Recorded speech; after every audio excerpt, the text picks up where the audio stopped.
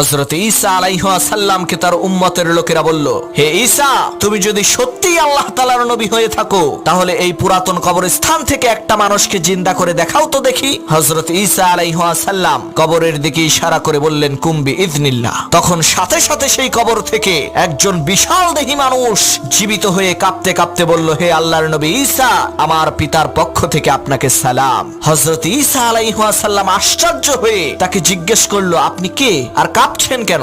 তখন সে বলল, আমি হযরত নূহ আলাইহিস সালামের পুত্র শাম। আমার পিতা আমাকে আগেই ভবিষ্যৎবাণী করে দিয়ে গেছে যে তুমি মৃত্যুবরণ করার ৪৫০০ বছর পর হযরত ঈসা আলাইহিস সালামের মুজিজার কারণে তোমাকে আবার জীবিত হতে হবে। আর আমি কাঁপছি এই কারণে ৪৫০০ বছর আগে আমি ইন্তেকাল করেছি, কিন্তু এখনো পর্যন্ত সেই কঠিন মৃত্যু যন্ত্রণা আমি অনুভব করছি। এখন যে আবার জীবিত হলাম, সেই কঠিন মৃত্যু যন্ত্রণা যাতে আমার আর না হয়।